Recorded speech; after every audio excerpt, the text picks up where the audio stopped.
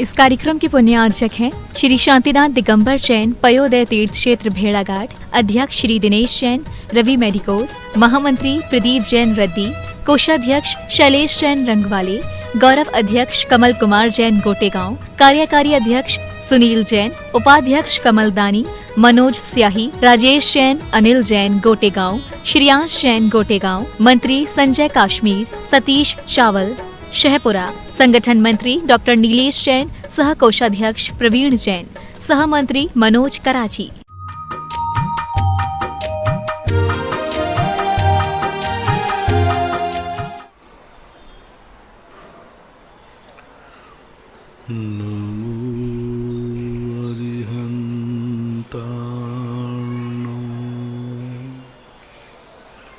नमो सिद्धार्णं नमो आयर्याणं नमो वज्रायाणं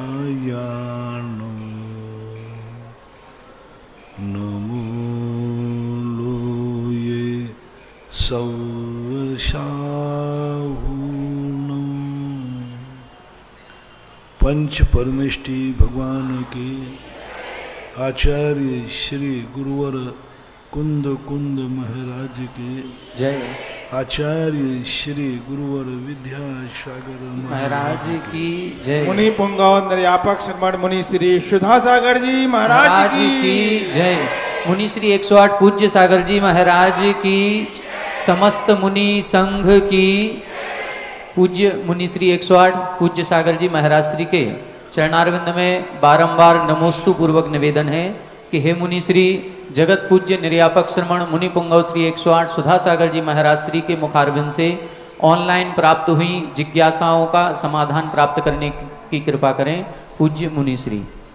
आज की प्रथम जिज्ञासा में स्वाध्याय मंडल बड़ागांव धसान गुरुदेव के चरणों में बारंबार नमोस्तु।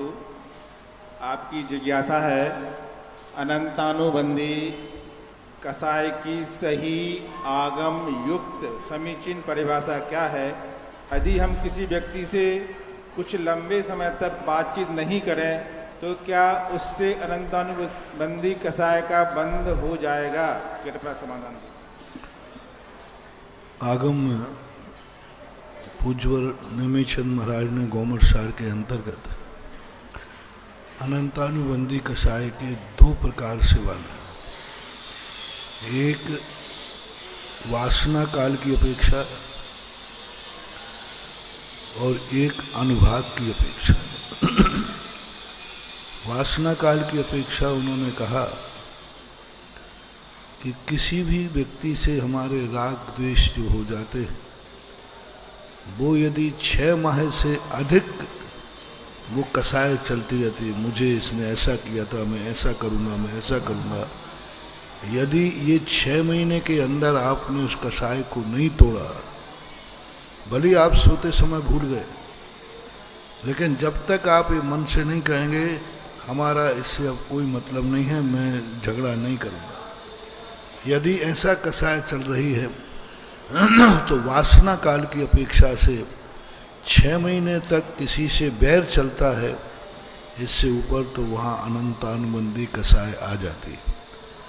दूसरा कारण उन्होंने हेतु दिया ऐसा क्रोध जो क्रोध किसी भी प्रकार से वह गुरु भी कहें, धर्म भी कहे, कुछ भी कहे, लेकिन अपने बैर भाव को वो छोड़ता नहीं। कैसा भी कुछ भी करे कोई, लेकिन वो कहेगा नहीं, हम चाहे कुछ भी हो, जैसे पत्थर पर उकेरी हुई लकीर कितने भी प्रयास करो लेकिन वो मिटती नहीं है, ऐसा ही लाख प्रयास करने पर यदि वो कसाय नहीं छोड़ता है, सामने वाला क्षमा भी मांग रहा है, सामने वाला मैत्री करना चाह रहा है, लेकिन ये कसाय नहीं कर, तो वो अनुभाग की अपेक्षा अनंतानुबंधी है। मान कसाय पहाड़ के समान है, शैल के समान, यानी कैसा भी झुकाना चाहो वो झुकने को तैयार नहीं है। मायाचारी है बांस की जड़ के समान, बांस की जड़ें ऐसी गुथी हुई रहती हैं, उनका आदि अंत नहीं पा पाते। तो उन्होंने ये उदाहरण दिए कि अनंतानुबंधी कसाय की जो मायाचारी होगी वो बांस की जड़ के समान ऐसी होगी, यही पता नहीं चलेगा कि बांस की जड़ कहाँ जा रही है, कौन आदि है कौन अंत है। अनंतानुबंधी लोभ जो है, उन्होंने कहा ऐसा कृमि राग के समान, अथवा आपकी भाषा बताऊं डंबल के समान। ऐसा राग कि डंबल का दाग एक बार लग जाए तो उसको लाख उपाय करो कपड़ा फट जाएगा, लेकिन वह छूटने वाला नहीं। तो ऐसा कृमि राग का जैसे कीड़े बिलबिलाते रहते हैं ना उसी गंदगी में, ऐसा ही वह व्यक्ति जिस वस्तु से राग करता है उसी राग में वह 24 घंटे वही धुन बनी रहती है, खाते पीते उठते बैठते 24 घंटे वही, एक क्षण को भी वह अंतराल नहीं पड़ता। ऐसा जो लोभ कसाय है वह अनंतानुबंधी के अंतर्गत आता है। और हमने संक्षेप में बताया था, जहाँ अपना सब कुछ मिटा दे और सामने को मिटा दे तो मोटे रूप से अनंतानुबंधी आना चाहिए। जब कोई कहता मैं उसको बर्बाद करूँगा, चाहे भली मैं बर्बाद हो जाऊँ, कितना भी मुझे नुकसान उठाना पड़े, तो ऐसे परिणाम अनंतानुबंधी कसाय के आते हैं।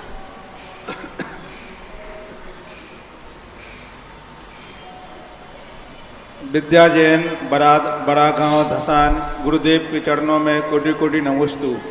आपकी जिज्ञासा है, आदिनाथ भगवान जी से पारसनाथ भगवान जी तक के शासन काल में दीपावली किस माह में व किस तिथि में मनाई जाती थी और इस त्यौहार का इतिहास कब से है? अपने शासन काल का जो देव भगवान होता है उनके मोक्ष को दीपावली मनाते हैं। महावीर स्वामी के पहले लोग पारसनाथ के मोक्ष कल्याणक को दिवाली मनाते थे। जब उनको मोक्ष कब हुआ था? श्रावणवदी सप्तमी को, श्रावण शुक्ला सप्तमी को। तो उस दिन मोक्ष दिवाली मनाते थे। उसके पारसनाथ के पहले नेमिनाथ भगवान का मोक्ष कल्याण, उसके पहले तो सब जो जिनके शासन काल के तीर्थंकर होते हैं अंतिम, उनकी दिवाली मनाई जाती है। और महावीर स्वामी के बाद महावीर स्वामी को मनाते ऐसा। कुलदीप जैन न्यूनार्क, गुरुदेव के चरणों में कोटि कोटि नमोस्तु। आपकी जिज्ञासा है कि कमठ के जीव और भगवान पारसनाथ का बैर 10 भाव तक चल रहा, तो क्या कमठ का जीव उनके कुल में ही जन्म लेता रहा और क्या उनका गोत्र भी वही एक ही रहा? क्या कृपया विस्तार से समझाएं। नहीं, परिवर्तित हुआ। कमठ नरक भी गया, कमठ मनुष्य भी बना, कमठ व्यंतरों में भी गया, देवों में भी गया, सांप भी बना, नाना योनियों में घूमता रहा। 10 भाव का अर्थ ठीक वही नहीं जैसे इस भाव का था। अब इस भाव में जाके वो नरक चला गया, पारसनाथ स्वर्ग चले गए, और बीच में कई भाव धारण किए, गैप भी पड़े। उन बीच में गैप पड़ने के बाद वो कमठ कहीं जन्मा, वो कहीं जन्म में नहीं मिले, लेकिन जब मिले तो बैर के रूप में मिले। हर भाव में मिलते रहे हो ऐसा नहीं, लेकिन जब भी मिले तो बैर भाव में मिले।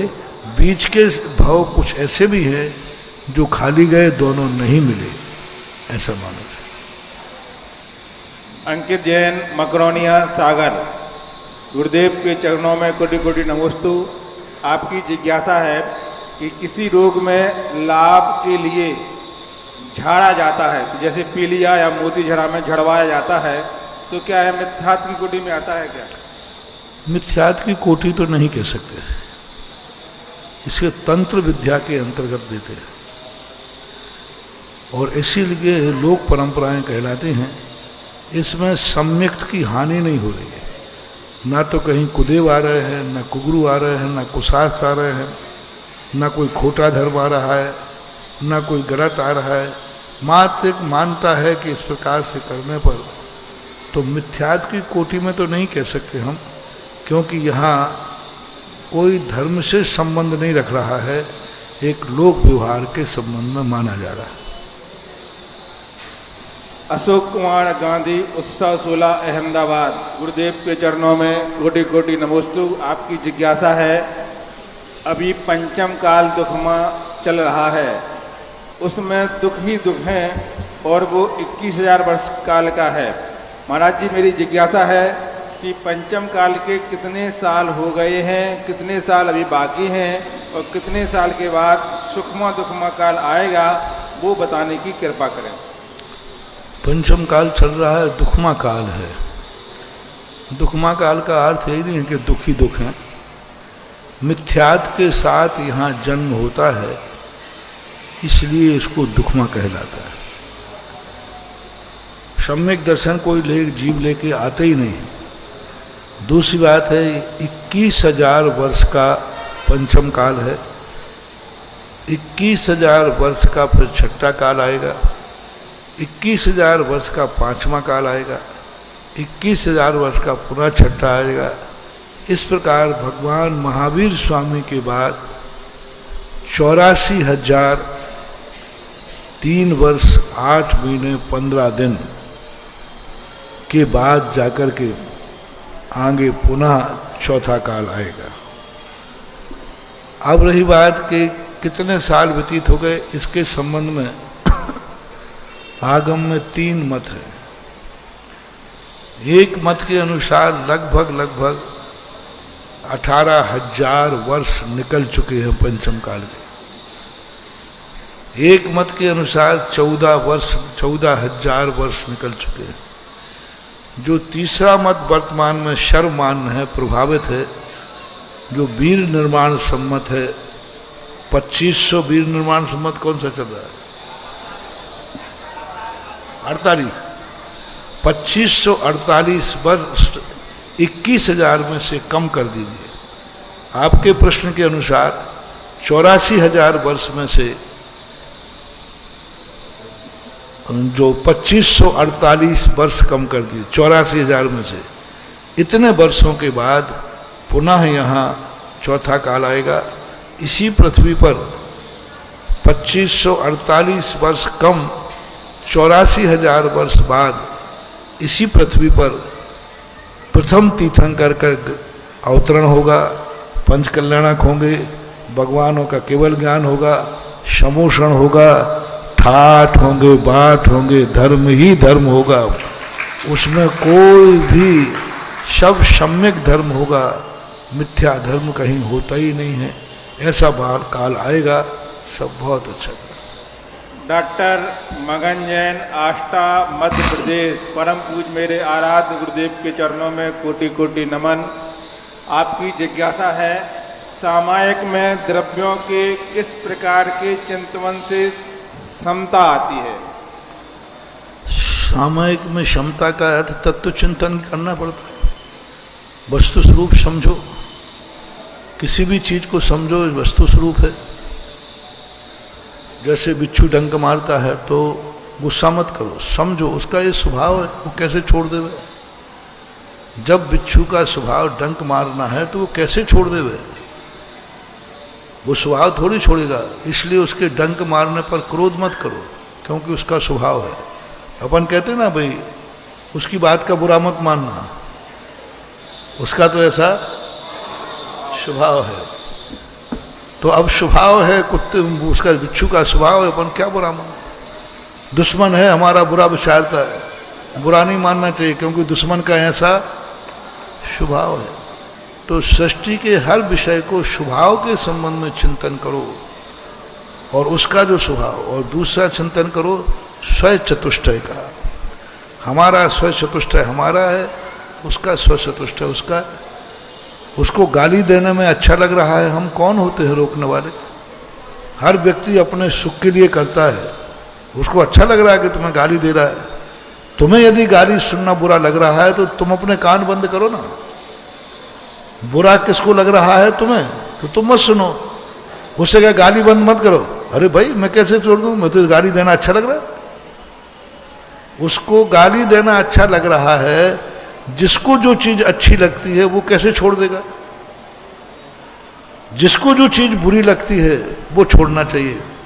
यानी हम उसको गाली देने से नहीं रोक सकते क्योंकि उसको अच्छा लग रहा है, हम गाली सुनने से कान बंद कर सकते हैं क्योंकि हमें बुरा लग रहा है। यदि तुम्हें भी अच्छा लग रहा है तो फिर उसको देने दो, तुम्हें सुनने दो। उसका मुंह खुला है, तुम्हारे कान खुले, दे भाई कितने देना है। तेरे मुंह में जितनी ताकत है दे दे गाली, मेरे कानों में जितनी ताकत है मैं सुन लूंगा। तुझे देने में सुख है तो मुझे सुनने में सुख है, मैं दुखी नहीं होऊंगा। वेद विज्ञानी तो यही कहता है। वो कहता है मुझे गाली दे रहा है, मुझे कोई दुखी नहीं हो रहा, मैं तो बड़ा आक्रोश परिचय सहन कर रहा हूं और मेरे तो कर्मों की नजरा हो रही, मुझे तो बड़ा आनंद आता है। एक और आनंद है भाई। अच्छा ये बताओ, सही दुश्मन यदि तुम्हारा है तो उसको गाली देने से कभी मत रोकना। बताओ, तुम ये बताओ, दुश्मन का अच्छा होना चाहिए या बुरा? झूठ मत बोलना, धार्मिक बात बोल। अपने दुश्मन का अच्छा होना नहीं कि बुरा। तो एक बात ध्यान रखना, उसको तुम्हें वो गाली दे रहा हो तो उसको देना दो चार और देना, क्योंकि बुरा तो उसी का हो रहा है। सुनने वाले का बुरा नहीं होता, बुरा तो उससे का और दे भाई। जितना वो गालियां देगा उसका बुरा होगा। तो यही तो हम चाहते थे, यही तो चाहते थे कि तू गालियों पे गालियां देता रहे और मैं खुशी खुशी सुनता रहूं। सुनने वाले का कभी बुरा होता ही नहीं। इसलिए दुश्मन को तो गाली दे रहा है, देने दो। अच्छा है, उसका मुंह खराब होगा, उसकी जिंदगी खराब होगी, अशुभ कर्म उसे बांध रहा है, ऐसा विचार करना चाहिए। एक बार एक मुनि विरोधी था, सुना दो, छोटे में सुना दो, बड़ी तो कभी और सुनाऊंगा। उसने कहा महाराज जी आप बहुत स्पष्ट बोलते हैं और बिल्कुल आप सीधी सीधी बोलते हैं, आपको किसी का डर ही नहीं लगता है। नहीं बात क्या कि महाराज जी आपका बोलने में ऐसा लगता है कि आप पूरा सही बोलते हैं, लाख लपेट आप में नहीं है। तो मैंने कहा अच्छा तू बोल रहा है मैं सही बोलता हूँ, तू तो मुनि विरोधी है। कहीं महाराज जी अभी बात छोड़ो, एक बात बताओ मेरे पर सही बोलना। अरे मैंने कहा तू खुद ही कह रहा था आप सही बोलते हो। सही बोलना महाराज जी, पंचम काल में मुनि महाराज होते हैं कि नहीं सच्चे ये बताओ। तो महाराज झूठ मत बोलना, कि आपको मेरा बहुत विश्वास है कि आप जो बोलोगे सही बोलोगे, क्योंकि आप कई बार ऐसी बात भी बोल देते हो तो तुम्हारे ऊपर खुद पर लागू होती तो आपको डर नहीं लगता कि मेरे पर लागू हो रही है। उसने बहुत कि भाई जब तू कह रहा है कि महाराज आप सत्य बोलते हो तो फिर क्यों सौगंध करा रहा है? कहने महाराज बताओ सही बोलते। ये पक्का मुनि विरोधी है, कई बार मुनि की विरोध कर चुका, मेरा भी विरोध कर चुका था। तो मैंने धीरे से कहा पहले देख कोई सुन तो नहीं रहा है। नहीं होते हैं, नहीं होते। मैंने समझ लिया ये इतना मूर्ख आदमी है, किससे पूछ रहा है, किससे पूछ रहा है? यदि नहीं होते तो मैं क्यों बनता? मैंने कहा इससे बराबर मूर्ख दुनिया में कोई हो ही नहीं सकता। इसको इतनी अक्ल नहीं है कि मुनि नहीं होते तो मैं बनता क्यों? होते हैं तभी तो बना है। मैंने कहा इस मूर्ख को तो मैं निपटा लूंगा। मैंने कहा नहीं होते महाराज जी, इतना सत्य, आपको ये डर नहीं लगा कि आप भी मुनि हैं? अल्लाह मत कर, चुपचाप रहे। नहीं होते। बोले महाराज जी दाल में काला दिख रहा है, आप खुद मुनि होकर कह रहे हो कि मुनि महाराज नहीं होते। महाराज जी देखो आप कुछ छुपा रहे हो।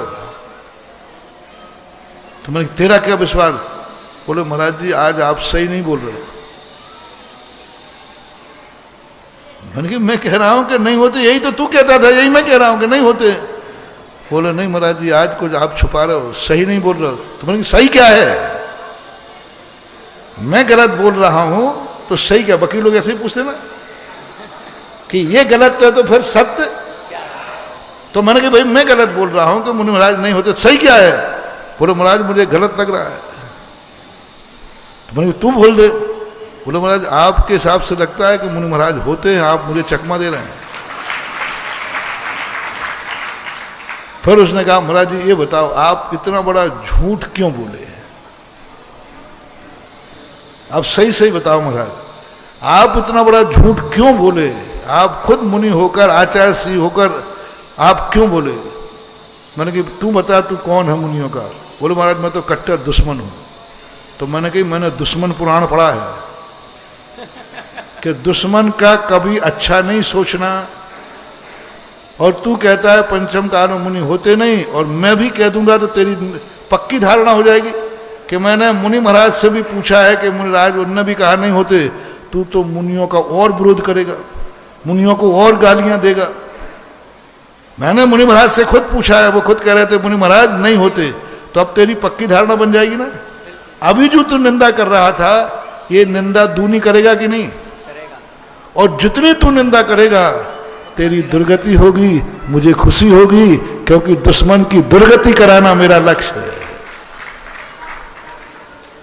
क्योंकि तू मुनि को, मेरा एक ही धैर्य, कहीं तू मैं कह दूं कि मुनिराज होते तो मुनि को मानने लग जाएगा, तेरी सदगति हो जाएगी। तो मेरा तो भाव है कि जितने मनु विरोधी हैं ये मेरे दुश्मन हैं, भगवान करें जिंदगी में ये कभी मुनियों को ना माने। दुश्मन पुराण कहता है दुश्मन का भला नहीं होना चाहिए। मैं तो कहता हूं मैं कभी उनको, जो मुनि को नहीं मानते हैं ना, मेरा बड़ा, मैं कभी उनको नहीं समझाता, कभी आगम नहीं देता कि भाई देखो ये आगम है। मैं तो कहता हूं लगे रहो मुन्ना भाई, और गालियां दो और विरोध करो, जितना विरोध करोगे दुर्गति तुम्हारी होगी। अच्छा महाराज ये है आपकी पॉलिसी? मेरे की बात तो सही है महाराज, अब आपकी पॉलिसी में फेल करूंगा। आज के बाद मेरे नगर में कोई मुनि आएगा सबसे पहले मैं पूजा करूंगा उनकी, और मैं चौका लगाऊंगा। आप मेरी दुर्गति भेजने के लिए आपने बोला, मैंने कहा दुश्मन पुराण में तो मैंने यही पढ़ा था। वो आज तक मुनि भक्त अभी भी आता है, चौका लगाता है, बोले महाराज आपकी योजना फेल हो जाएगी, अब मैं मुनियों को मानता हूं, मेरी सदगति हो जाएगी। मैंने कैसे ही सही आज लाइन पे तो आ गया है। तो दुश्मन को खुला छोड़ दो, बिल्कुल छोड़ो, और दे गाली भाई, तो जितना गाली देगा उनको देख करके अपने मन को मत बिगाड़ो, ऐसा मानना चाहिए। ऑनलाइन जिज्ञासाओं के पश्चात आदिनाथ चैनल, जिनवाणी चैनल, सुधा कलश चैनल के समक्ष बैठे हुए सभी भक्तों की ओर से और यहाँ साक्षात गुरु चरणों में विराजित सभी भक्तों की ओर से मुनि द्वय के चरणों में बारंबार नमोस्तु नमोस्तु नमोस्तु। आज के जिज्ञासा समाधान की प्रथम जिज्ञासा करेंगे श्रीमान ताराचंद जी सारोला कला, इसके बाद तैयार रहेंगे श्रीमती सोनम जी ललितपुर। भक्ति कलश में कुछ नाम प्राप्त हुए हैं। श्रीमान अरविंद कुमार जी जैन जमादार LIC, श्रीमती ज्योति जैन, इंजीनियर अपूर्व जैन, इंजीनियर कीर्ति जैन, आपती जैन, अर्घ जैन, रितेश जैन, आकांक्षा जैन, आर्जव जैन, समस्त महावीरपुरा ललितपुर। श्रीमान नरेंद्र कुमार जी, बीरेंद्र कुमार जी, इंजीनियर अमित जी, ब्रह्मचारी भैया अंकित जी, अनूप जी, शुभ जी, समस्त थनवारा वाले परिवार गांधीनगर ललितपुर। श्रीमान रविंद्र कुमार जी, रश्मि जी, अनमोल जी, मीनू जी, प्रीति स्टोर सिविल लाइन ललितपुर। श्रीमान गुलाबचंद जी, सुविशाल जैन, सुबी जैन, सौरभ जैन, ऋचा जैन, सौरभ मेडिकल परिवार बीना। श्रीमान सुरेन जी, बबीता जी, यशी जैन समस्त परिवार। श्रीमान चक्रेश जी, स्मृता जी, छायांशी जैन, निधीश जैन, अतुल, अमित, अनुराग, आशु, देवरान वाले समस्त परिवार। श्रीमान रोहित जैन, शिवाजी परिवार। श्रीमती कमला जी, शैलेश जी, पत्रकार, रजनी, ओजस्वी, जयांशी, लाभांश, गुरुवाणी परिवार। श्रीमती रविबाई जी, धन्नालाल जी जैन, मनीषा, जिनेन्द्र, रिद्धिमा, ऋषभ, हर्ष, आराध्या, रुचित, राज मोदी समस्त परिवार। श्रीमान जितेंद्र जैन, शिवाजी परिवार। श्रीमती ज्योति जी, कल्पनी जैन, समस्त लोधी जखौरा परिवार। श्रीमती प्रभा देवी जी चौधरी, श्रीमती मानसी चौधरी, निरंजय जी, सानिध्य जी, पवई बिहार मुंबई।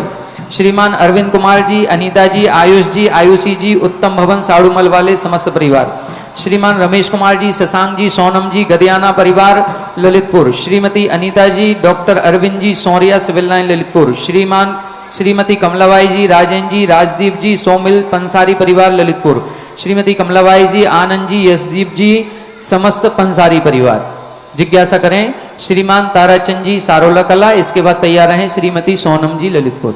मेरे परम पूज्य आराध्य गुरुदेव निरापक सुधा सागर जी महाराज एवं पूज्य सागर जी महाराज के चरणों में त्रिकाल नमोस्तु नमोस्तु नमोस्तु। महाराज जी, मेरी जिज्ञासा वर्तमान भारत की परिस्थिति पर है। आज पूरे देश में एक अहिंसा, वापस हिंसा का दौर चल रहा है महाराज जी, और हमें पुनः अहिंसा की आवश्यकता है।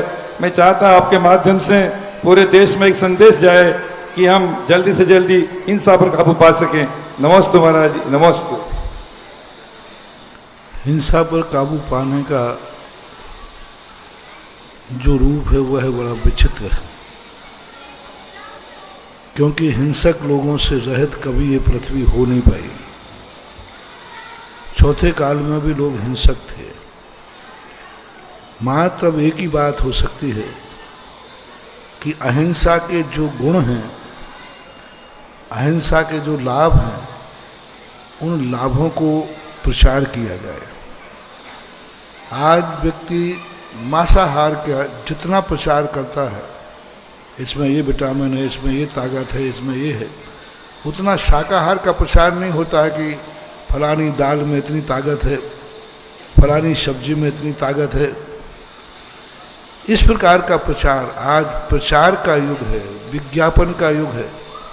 जितना शाकाहार के ऊपर शोध होगा और जितना शाकाहार के गुण हम जगत के सामने रखेंगे, तभी हम शाकाहार का काबू पा सकते हैं।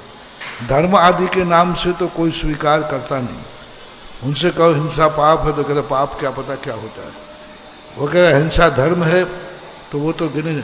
अब तो मात्र लाभ बताना पड़ेगा। हानि लाभ पर सारी दुनिया चल रही है। दुनिया एक ही प्रश्न पूछती है, इससे हमें लाभ क्या है, इससे हमें हानि क्या है।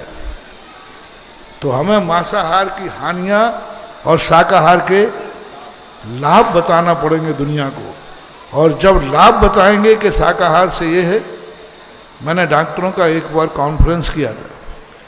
हमने डॉक्टरों से कहा कि आप वो काम कर सकते हो जो हम मुनि महाराज लोग भी नहीं कर सकते, क्योंकि हमारी बात नहीं मानेंगे। आपके पास जो मरीज मांसाहारी आता है तो आप कहोगे देखो साहब दवाई तो है, लेकिन तुमने मांस की तरफ देख भी लिया तो कफन खरीद लेना। और आप जो कह दोगे वो तुरंत मान लेगा। और आप लाभ बताओ कि आप शाकाहार से लाभ है, तो हमारे शाकाहार के जो गुण है इस पर शोध कम हो रहा है। शाकाहार पर लोग पीएचडी नहीं कर पा रहे। पीएचडी यानी शोध, और करते हैं तो उसका प्रचार नहीं करते, अच्छा नहीं कहते। कोई अच्छे नंबर लाता है तो ये नहीं कहता कि देखो मैं शाकाहार था, मैंने फलानी सब्जी खाई, फलाना फल खाया, मैं प्रतिदिन एक एप्पल खाता हूँ इसलिए मेरे नंबर अच्छे आए, मैं शाकाहार करता हूँ इसलिए अच्छे आए। इसका विज्ञापन करना। एक व्यक्ति यदि कोई ठोकर खा जाए तो 100 लोगों से कहता है भाई मैंने शांति धारा कराई थी, मेरा कुछ नहीं हुआ, 1 लाख रुपया और चले गए। यदि आपका शांति धारा कराई हो और आपने जिस पर्पस से कराई हो और वो नई पर्पस पूरा हुआ हो तो कितनों से कहोगे। और तुम्हें यदि रास्ते में कोई शांति धारा कराने जाने मिल रहा हो और वो कहे कि भाई कहाँ जा रहा है, बोले शांति धारा। क्यों? बोले अरे भाई क्यों पैसा बर्बाद कर रहे हो, मेरे से पूछो, मैं 2 बार करा चुका। नहीं नहीं महाराज जी, हाँ इन्हीं सुधा सागर से करा चुका हूं। कितनों से कह दोगे? आप देखना, मुझे इसका कोई ऐतराज नहीं है, क्योंकि आपका काम हुआ नहीं। मुझे ऐतराज कब है? उनसे ऐतराज है जिनका काम हुआ है। वो किसी से नहीं कहते मेरा जो काम हुआ है वो शांति धारा से हुआ है, उसका विज्ञापन क्यों नहीं करते? कोई बीमार है, अरे भाई क्या बात करते हो, मैं भी बीमार था, मैंने भगवान अभिनंदन नाथ की शांति धारा की थी और आज मैं ठीक हो गया। जब तुम्हें कोई लाभ मिलता है तो चुपचाप बैठ जाते हो और नुकसान हो जाए तो डंडोरा पीटते हो।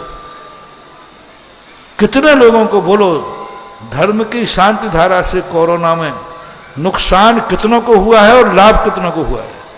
लाभ ही लाभ हुआ महाराज। जितने लोग शांति धारा को नाम लगाए, आज 90-95% बीमारों ने, करके देख लेना, 100 बीमार लोग शांति धारा करो, मेरी गारंटी है 90-95 लोगों को सफलता मिलेगी, 5 लोगों को फेल होंगे। अब 5 लोग फेल होंगे, ये तो भाई 100% तो कोई ना, तो आज तक कोई डॉक्टर पैदा हुआ, आज तक कोई गाड़ी ऐसी नहीं हुई जिसमें 100% एक्सीडेंट ना होता हो। 5%, 100% रिजल्ट तो कहाँ आ जाए, कोई तो फेल हो सकता है। आप बताइए 5% लोग जो फेल हुए, उन्होंने डंडोरा पीट दिया, शांति धारा से कुछ नहीं होता, धर्म से कुछ नहीं होता, ये सब बेकार है, और 95% चुपचाप बैठे। अब 95% डंडोरा पी रहे हम, शांति धारा से ये होता है, ये हुआ है, तुमसे, हाँ तुमसे, और 95% की आवाज हो जाएगी, 5% की आवाज कहाँ जाएगी? बस ये गलती, बहुत बड़ी गलती हो रही। 5% लोगों की जो अपने आप में बोलते हैं, हम शाकाहार के गुण ही नहीं बोलते। कभी मांसाहारी व्यक्ति बीमार होके आए, देखा मैं शाकाहारी हूं, मुझे ये बीमारी नहीं, तुम्हें हुई, चिकनगुनिया तुम्हें हुआ, ये हुआ, वो हुआ, मांसाहार। आज जितनी बीमारियां फैलती हैं सब मांसाहारी देशों से फैलती हैं। जितनी महामारी बीमारी फैली, एक भी बीमारी शाकाहारी देश से नहीं फैली, आज तक का रिकॉर्ड है। शाकाहारी देश से चिकनगुनिया कहां से आया था, स्वाइन फ्लू कहां से आया था, कोरोना कहां से आया है, सब मांसाहारी लोगों से आता है। ये प्रचार की जरूरत है कि जितने महाबीमारियां फैलती हैं, सबसे ज्यादा मेडिकल डॉक्टर मांसाहारी देशों में है, सबसे ज्यादा डॉक्टर मांसाहारी देशों में, सबसे ज्यादा मेडिसिन मांसाहारी देशों में है। भारत की अपेक्षा जो शाकाहारी हैं और मांसाहारियों की अपेक्षा, आप दोनों में देख लेना, सबसे ज्यादा डॉक्टरों के पास कौन जा रहा है। एक अस्पताल में देख लेना, मैंने डॉक्टरों से पूछा, ज्यादातर मरीज तुम्हारे यहां कौन से आ रहे हैं? मांसाहारी आते। तो इस प्रकार के हमें खोज करना चाहिए और रखना चाहिए, तो हम शाकाहार में सफल हो सकते हैं। श्रीमती सोनम जैन ललितपुर, इसके बाद तैयार रहेंगे श्रीमान राकेश जी कामरा। द्वय मुनि राजों के चरणों में त्रिबार नमोस्तु नमोस्तु नमोस्तु। महाराज श्री, मेरा प्रश्न यह है कि दान का मूल उद्देश्य क्या है? यदि समस्त प्रकार की धार्मिक क्रियाएं आत्मा को शुद्ध करने के लिए की जाती हैं, तो महाराज श्री हमें ऐसा दान करने के लिए प्रेरित करें जो आत्मा को विशुद्ध, परिणामों को शुद्ध और व्यवहार में सरलता ला सके। दान का मुख्य उद्देश्य स्वस्याति सर्गो दानम अनुग्रहार्थम, सामने वाले का उपकार हो, इसके लिए दान दिया जाता है। पहली बात, अनुग्रहार्थम, हमारे पास कोई वस्तु है, सामने वाले पास नहीं है और उसकी जरूरत है, सामने वाले की जरूरत को पूरी कर देने का नाम है दान। अनुग्रह के लिए दिया जाता है। अब ऐसी कौन से मार्ग पे आप जाना चाहते हैं? आप आत्मशुद्धि के मार्ग पे जाना चाहते हैं, तो जो आत्मशुद्धि मार्ग पे जा रहे हैं उनको ऐसी वस्तु की जरूरत है जो तुम्हारे पास है और उनको मिल जाएगी तो वह आत्मशुद्धि पे चले जाएंगे। तो उनको दे देने से उनकी आत्मशुद्धि में तुमने जो दान दिया है उसके बदले में तुम्हें आत्मशुद्धि मिलेगी। सपोज कीजिए मुनि महाराज सामायिक करना चाहते हैं, लेकिन वो सामायिक कब कर पाएंगे? जब शरीर स्वस्थ रहेगा। और शरीर स्वस्थ कब रहेगा? ताकत जब भोजन मिलेगा। अब भोजन मिलेगा। पूज्यवर पद्मनंदी महाराज, पद्मनंदी पंचविंशति में, कार्तिक अनुप्रेक्षा में भी आया, मुनि महाराज शरीर के बिना सामायिक कर नहीं सकते। अब सामायिक में आत्मा की शुद्धि होना है ध्यान में, और आत्मा की शुद्धि कब हो? जब शरीर में ताकत हो। और शरीर ताकत कब हो? जब आहार मिले। और आहार किसके पास है? श्रावक के। तुम्हारे पास है। तो अब तुमने महाराज को आहार दिया, क्योंकि शरीर को शक्ति आएगी तो सामायिक करेंगे।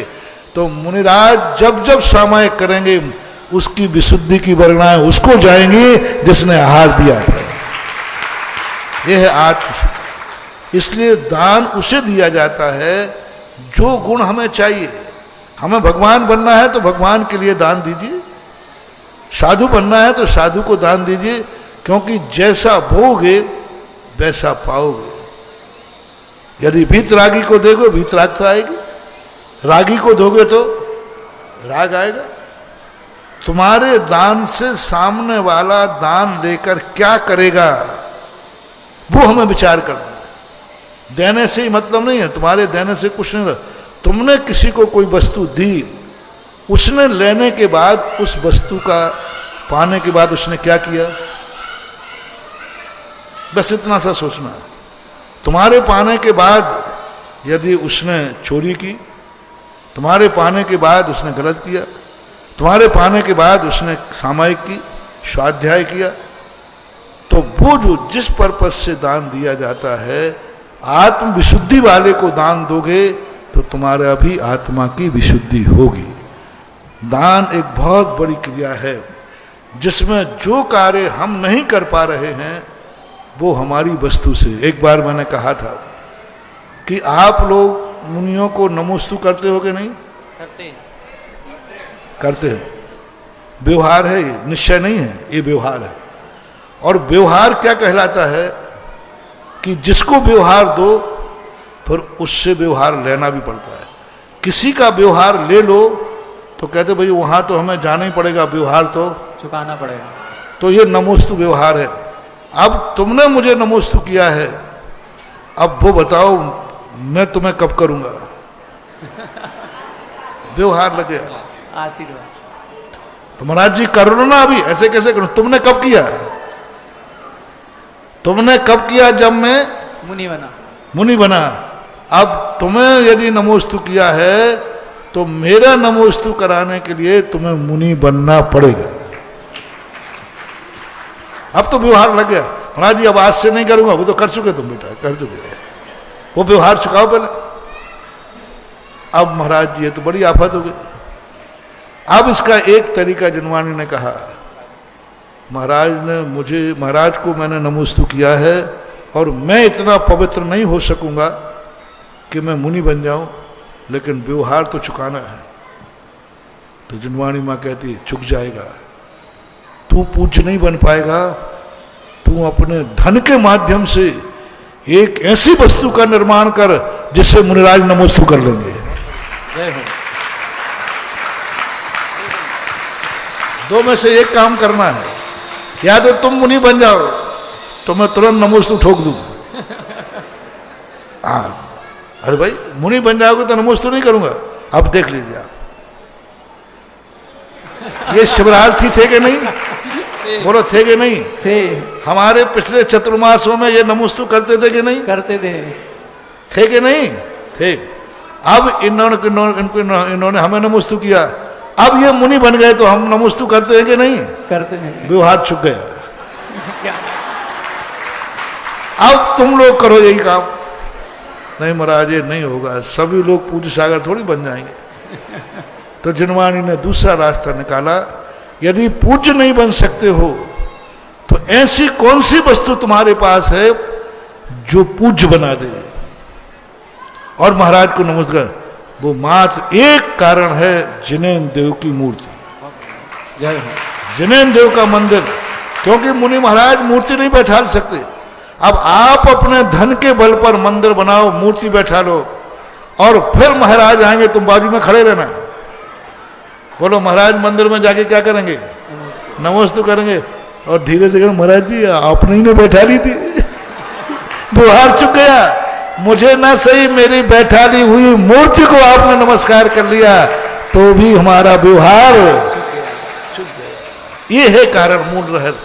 तो अब अपने महाराज को एक ऐसी पूज्य मूर्ति बैठा दी जो भगवान मुनिराज भी नमोस्तु कर रहे। आप या तो अपना मुनि महाराज के पैर धोते हो, गंधोदक लगाते हो, आप पवित्र हो जाओ कि आपका भी गंधोदक बन जाए, नहीं हो पाएंगे। फिर क्या करें महाराज?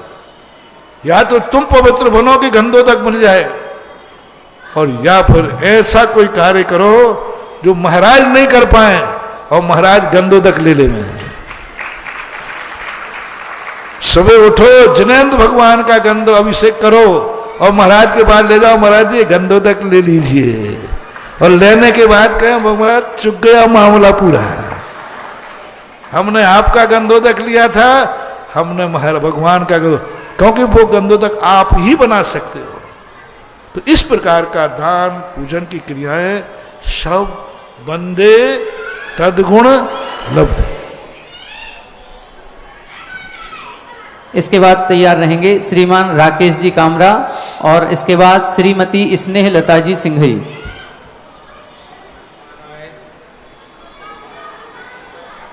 सालोका नाम तिल्लोका नाम यद्विद्या दर्पणायते।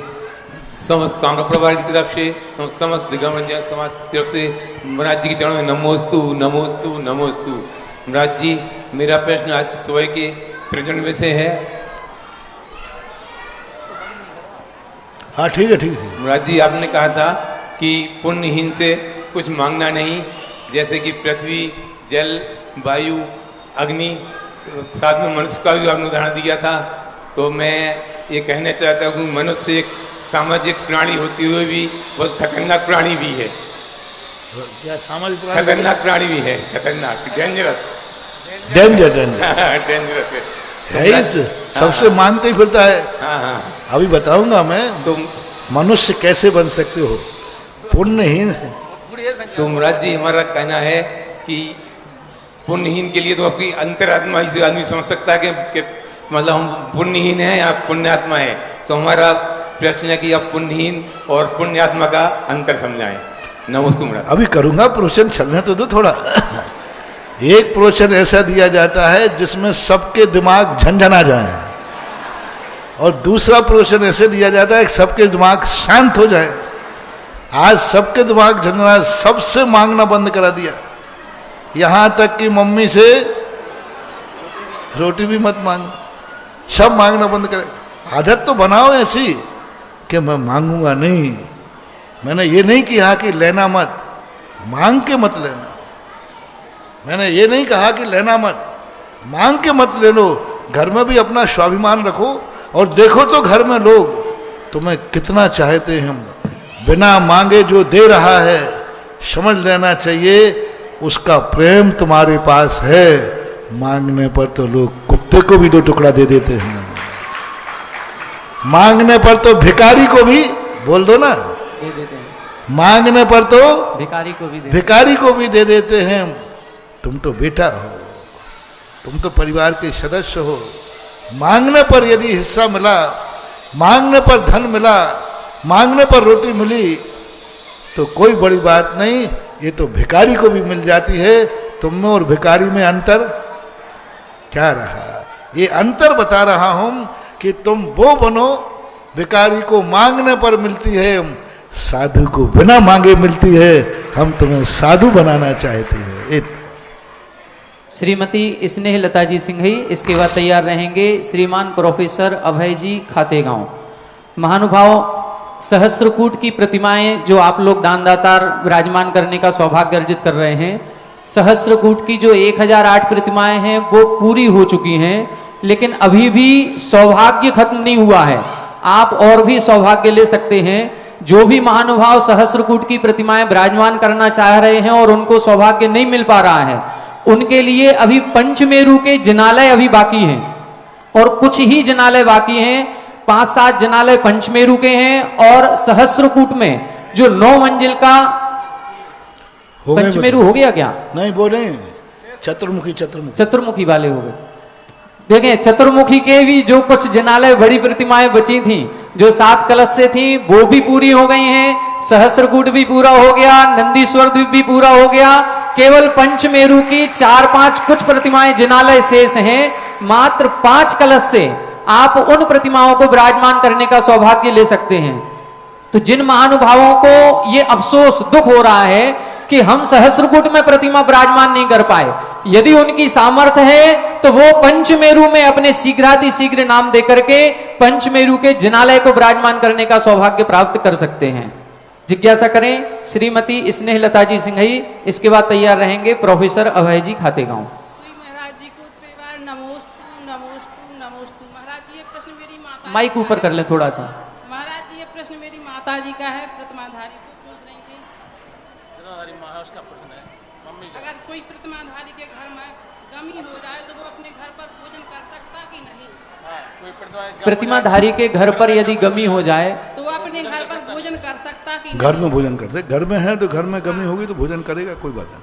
नमोस्तु। दूसरे निमंत्रण दूसरे के यहाँ नहीं जाएगा, स्वयं के घर में तो कर सकता है। जिज्ञासा करेंगे श्रीमान प्रोफेसर अभय जी खातेगांव। तैयार रहे श्रीमती सुनीता जी अप्सरा। माइक। कुछ भक्ति कलश में नाम प्राप्त हुए हैं। श्रीमती कमलाबाई जी, प्रकाश सिंह जी, साधना जी, अनमोल जी, समस्त पंसारी परिवार, श्री रूबी दीदी जी, नरेंद्र कुमार जी, किरण जी, नितिन जी, कीर्ति भव्या, समस्त चढ़ऊ परिवार, श्रीमान सनत जी, सौरभ जी, शिखर जी, सरोज जी, सविता, प्राची जैन, समस्त खजुरिया परिवार, श्रीमती चंदाबाई जी, श्रीमती समता जी, अजय कुमार जी, डॉक्टर सौरभ जी, आयुष जैन, मड़वारी, समस्त परिवार, श्रीमान संजय जी, निशान जी, शशांक जी, श्रीमती शशि रानी जी, संजय जी, काष्ठ उद्योग रहली, श्रीमती अर्चना जी, रविंद्र जी, शुभम जी, ऋचा जी, डबडेरा वाले सागर, श्रीमती मधुबाला जी, श्वेता जी, स्वाति जी, जयपुर, श्रीमती सुगंधी बाई जी, प्रमोद जी, श्वेता जी, हर्षित जी, बहरिया, सागर नारायणपुरा, श्रीमान उत्तम चंद जी, राजेश जी, अभिषेक कुमार जी, समस्त कुमेड़ी परिवार ललितपुर। जिज्ञासा कर। पूज्य गुरुदेव को कोटि कोटि नमोस्तु। गुरुदेव, मेरा प्रश्न है, वर्तमान समय में जैन समाज की जो युवा पीढ़ी है उन्होंने एक नया नारा दिया है, हम दो। हमारा एक वर्तमान परिवेश में आज यह कहाँ तक प्रासंगिक है? नमोस्तु गुरुवर। मैं इस पर कई बार बोल चुका हूँ, ये सारी नीतियाँ अच्छी नहीं हैं और इस सबसे ज़्यादा इस परिवार नियोजन से सबसे ज़्यादा जैनियों का नुकसान हुआ है, क्योंकि जैनी सबसे ज़्यादा पढ़ी लिखी समाज है, समृद्ध समाज है और ये नियोजन सबसे ज़्यादा संख्या, मतलब कहना चाहिए 100 पे लगभग पहुंच चुकी है। एक आध पॉइंट कम है परिवार नियोजन में। और कन्या भ्रूण हत्या में भी सबसे ज़्यादा जैनियों में है, क्योंकि जो जैनियों का बैलेंस बिगड़ा है इतना किसी अन्य जाति का नहीं बिगड़ा। 1000 और 800 का बैलेंस कहीं नहीं है, 200 का डिफरेंस पड़ा। 1000 बच्चों पर 2000 कन्याएं हैं, मतलब 800 कन्याएं हैं। तो इससे सिद्ध है कि भ्रूण हत्या कन्याओं की जैनियों में बढ़ रही है और ये समाज के लिए बहुत बड़ी घातक है। हम सरकार की ओम शांति सरकार की नीतियों पर अपन क्यों जाएं? वो नौकरी नहीं करने देंगे, वो चुनाव नहीं लड़ने देंगे। हमारे भगवान ऋषभदेव कहते हैं कि आप अपने जीवन में नौकरी का इंतजार मत करो, तुम तो सेठ बनने का इंतजार करो। सेठ बनने के लिए कानून लागू नहीं होता, नौकरी के कानून लागू होता है। तो आज ये बड़ी समस्या बन रही है। धीरे जाकर के यह स्थिति बिगड़ेगी और बिगड़ती जाएगी, लेकिन अब क्या करें, ये तो सब आप लोगों को सोचना है। आपके अधिकार क्षेत्र की बात है।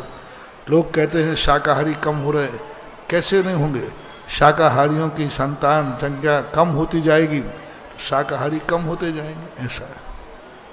श्रीमती सुनीता जी अप्सरा। इसके बाद तैयार रहेंगे श्रीमान महेंद्र जी मड़वैया, पूर्व प्रबंधक चितपाल मंदिर जी। मेरे आराध्य दोनों गुरुवरों को चरणों में कोटि कोटि नमन।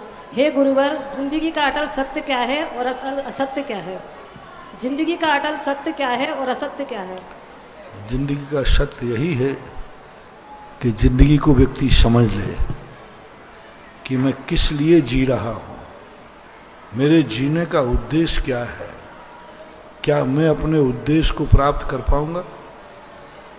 अपनी जिंदगी का सबसे बड़ा सत्य होता है कि मुझे अपनी जिंदगी के जीने का गर्व हो जाए। पहला सत्य, मुझे अपनी जिंदगी का गर्व है। मैं अपनी जिंदगी से मेरी मस्तक ऊंचा उठाए, मेरी जिंदगी में मैंने, और दूसरा, अपनों की दृष्टि में तुम्हारा अस्तित्व क्या है, अपनों की दृष्टि में तुम्हारी इज्जत क्या है, अपने की दृष्टि में लोग तुम्हें कितना शगुन मानते हैं, तुम्हारी उपस्थिति अपनों को कैसी लगती है। दूसरा सत्य। तीसरा सत्य है कि तुम जिस नगर में, गांव में, राष्ट्र में रहते हो, उसको तुम्हारे पे गर्व है कि नहीं, तुम्हारा नगरवासी तुम पे गर्व करता है कि नहीं। ये तीन सत्य एक गृहस्थ के लिए यदि जिंदगी में आ गया, पहले तो स्वयं के ऊपर गर्व हो कि मैं अपनी जिंदगी गर्व से जी रहा हूं, इज्जत से जी रहा हूं। मैंने जिंदगी में ऐसा कोई काम नहीं किया जहां मुझे मस्तक झुका के चलना पड़े, मेरी जिंदगी में कोई ऐसा काम नहीं हुआ। बस यही सबसे बड़ा सत्य हो जाए कि मैं ऐसा कोई काम नहीं करूंगा जिसमें मैं स्वयं की नजरों में गिर जाऊं, स्वयं ही किसी से आंख उठा के न देख सकूं, मुझे सड़क पर गर्दन झुका के चलना पड़े। यदि इतना भी सत्य व्यक्ति ने स्वीकार कर लिया तो गृहस्थ जीवन का सत्य इससे बड़ा और क्या होगा।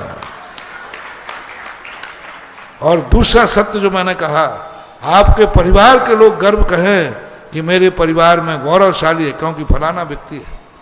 तीसरा, आपका समाज, राष्ट्र गर्व करे, ये सत्य गृहस्थ के लिए खोजना जरूरी है। इसके बाद श्रीमान महेंद्र जी मड़वैया, पूर्व प्रबंधक। इसके बाद तैयार है श्रीमती ऋतु सतभैया। पूज्य गुरुवर के चरणों में सत बार नमन करता हुए नमोस्तु नमोस्तु नमोस्तु। अनेकों दीप जलते आए हैं और जला करते हैं, अनेकों दीप जलते आए हैं और जला करते हैं, पर शायद सदियों बाद कोई ऐसा दीप जला है जिसकी रोशनी में हम सब चला करते हैं, जिसकी रोशनी में हम सब चला करते हैं। परम पूज्य गुरुवर, अभी 3-4 दिन पहले आपके समक्ष एक चिंतन के लिए समाधान के रूप में एक प्रश्न आया था। समाज की कुरीति का एक बहुत बड़ा जो करंट की तरह फैल रहा है। हमारी कुछ बहनें, महिलाएं अपने डाइवोर्स को लेती हैं और डाइवोर्स के बाद पुनः शादी करती हैं। तो ऐसे में हमारी इस जैन धर्म की भावना के हिसाब से क्या वो सही है या उचित है? वकील साहब, ये प्रश्न हमसे पूछे हो, हम तो पहली शादी के पक्ष में नहीं हैं।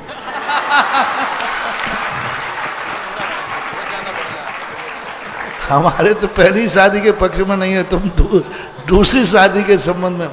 मैं तो पहली शादी को ही बुरा मान रहा हूं, पर दूसरी शादी तो महान बुरा है ही, बहुत बड़ा दोष बनता जा रहा है। यही दोष, क्योंकि ये पाश्चात्य संस्कृति है। यही तो अंग्रेज चाहते थे, अंग्रेजियों की यही नीति थी कि भारत में जब तक ये सील जिंदा रहेगा तब तक कोई कुछ नहीं बिगाड़ पाएगा। इसलिए उन्होंने ऐसे कानून बनाए, ऐसी संस्कृति बनाई कि महिलाओं को छूट दे दी गई।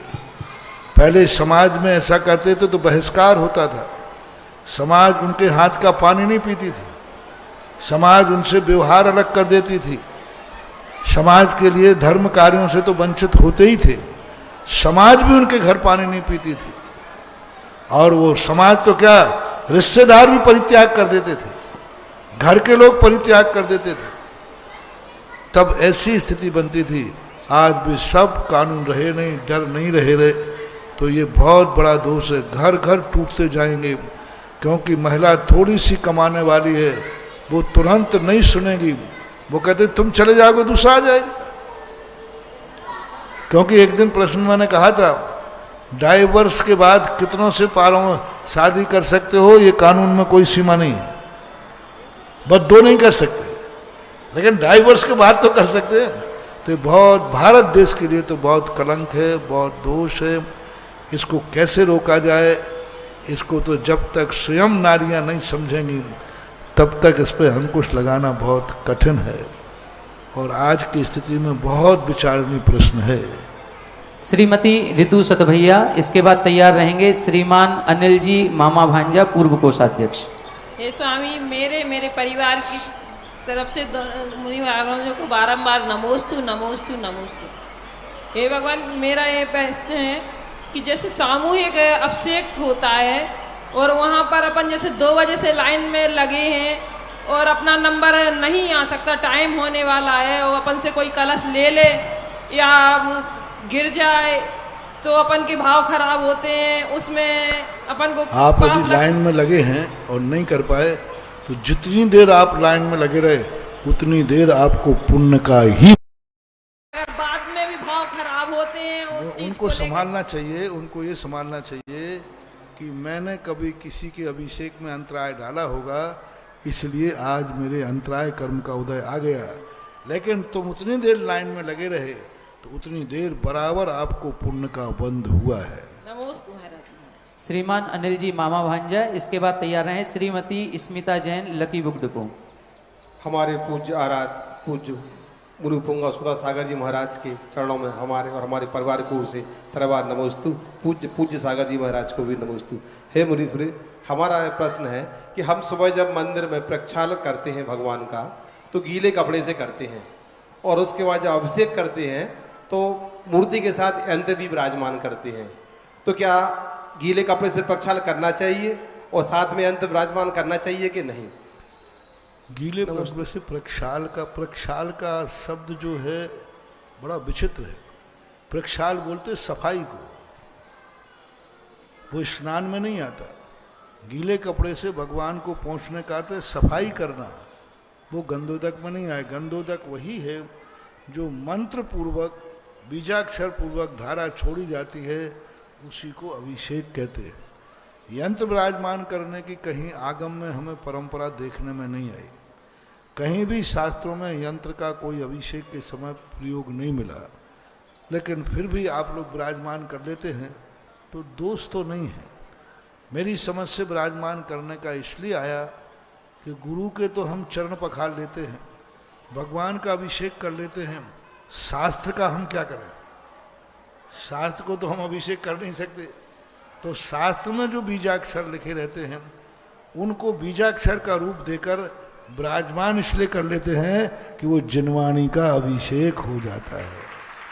क्योंकि उसमें जो यंत्र लिखा था मातृका यंत्र में यही 52 अक्षर लिखे रहते हैं, तो उनका अभिषेक शायद इस मेरा चिंतन है, आगम में नहीं मिला कि जिनवाणी का अभिषेक का गंधोदक मिल जाए, इसलिए विराजमान करने की परंपरा चली हो।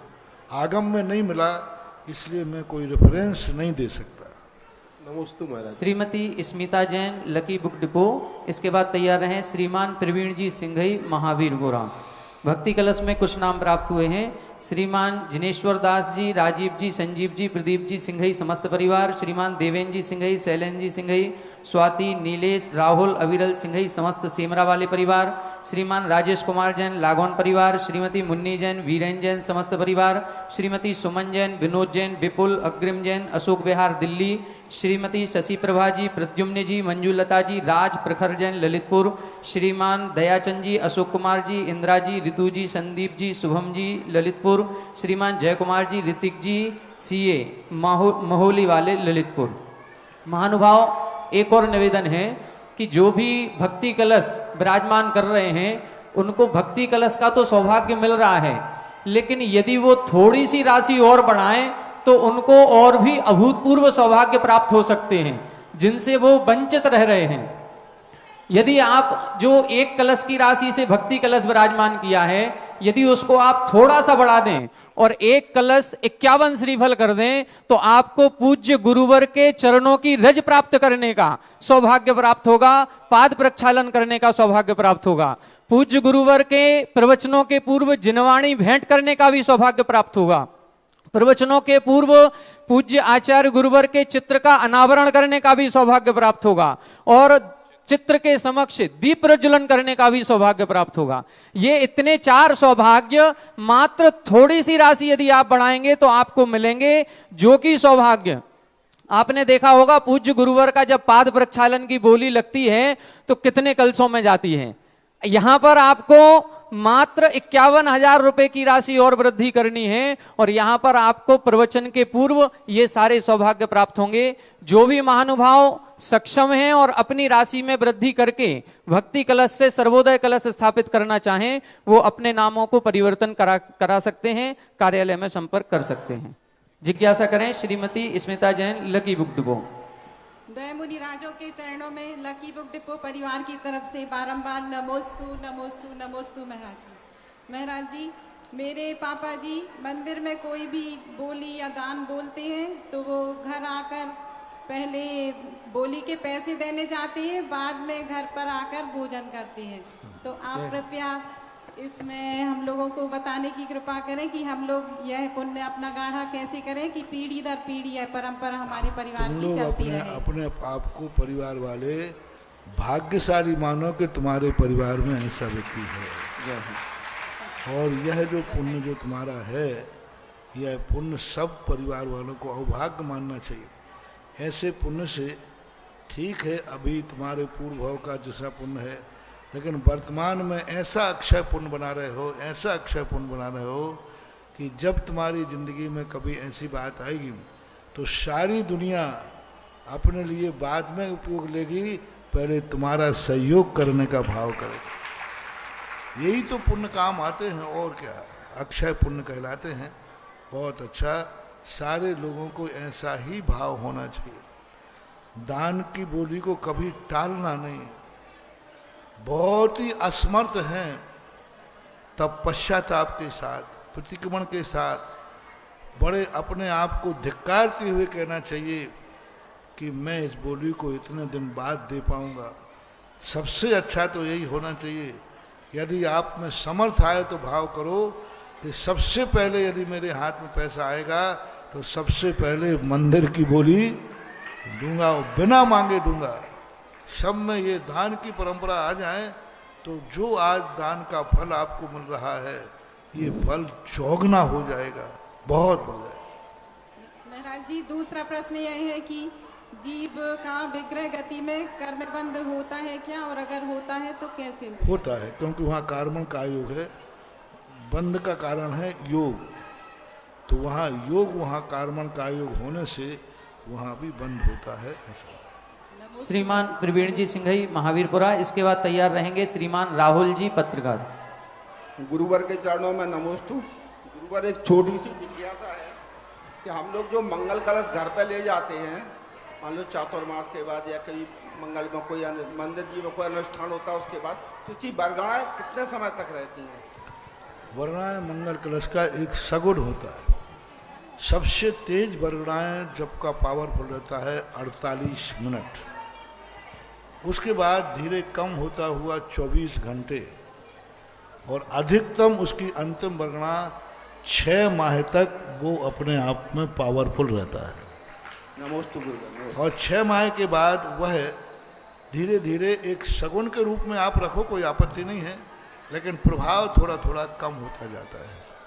श्रीमान राहुल जी, पत्रकार। और आज की अंतिम जिज्ञासा करेंगी श्रीमती कल्पना जी, प्राचार्य सुधा सागर कन्या इंटर कॉलेज, ललितपुर। जगत पूज मुनि पुंगम श्री सागर महाराज की कोटि कोटि नमन।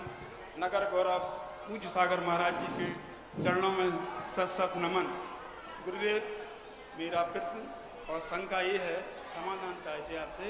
गुरु जी, विगत दिनों आपने कहा था कि जिस घर में बहनें बहनें होती हैं या भाई भाई होते हैं तो उन पूर्व जन्म के कुछ कारण होते, इस कारण से बहनें और भाई एक साथ नहीं होते अगले जन्म में, तो इसका दोष क्या माता पिता को भी लगता है? वो तो सब पूरी गैंग है, ये गैंग गैंग जानते ना कहीं से सब उसमें कोई ना कोई अनुमोदना तो है ही। किसी ने बहन को झगड़ा किया होगा, अपेक्षा की होगी, उसमें तुमने माता पिता ने उसका समर्थन किया होगा, हाँ अच्छा किया जिसने, तो वो पूरा एक सामूहिक भी कर्मबंध होता है। मान लो किसी ने कह दिया, बहन की उपेक्षा कर दी, तो घर आया, महाराज मैंने तुमने बहुत अच्छा किया, उसका ऐसा ही करना चाहिए, तो तुम भी शामिल हो गए गैंग में। तो इस प्रकार का सामूहिक कर्मबंध होता है। हमारी 2 बुआ थी, दोनों बुआ के भाई नहीं थी, बहनें थी। नमस्ते गुरुदेव। आज की अंतिम जिज्ञासा रखें श्रीमती कल्पना जी, प्राचार्य सुधा सागर कन्या इंटर कॉलेज ललितपुर। मुनि द्वय के चरणों में कोटिशा नमोस्तु। हे भगवान, मेरी जिज्ञासा है कि कर्म और भाग्य में क्या संबंध है? यदि कर्म से ही भाग्य का निर्माण होता है। भाग्य कोई चीज नहीं है दुनिया में। कल का किया हुआ कर्म आज का भाग्य है, और आज जो वर्तमान में हम कर रहे हैं उसको कर्म संज्ञा कहते हैं। इसलिए कर्म के माध्यम से भाग्य का निर्माण होता है। नाम थोड़ा बदल दिया, सारी दुनिया में कर राज्य तो कर्म का ही है। नमोस्तु गुरु। इसके बाद आज का जिज्ञासा समाधान कार्यक्रम यहीं पर संपन्न होता है। इसके बाद हम सभी मिलकर के पूज्य गुरुवर की आरती करेंगे। आरती करने का पुण्यार्जन मात्र 5100 रुपये में आप सभी कोई भी कभी भी कर सकते हैं।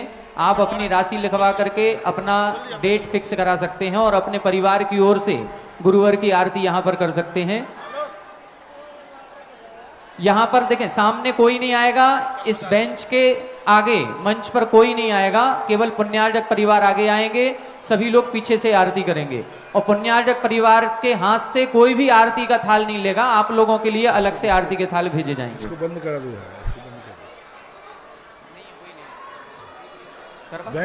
आइए, आज की आरती का पुण्यार्जन किया है श्रीमान राकेश जी, कामरा परिवार। आइए,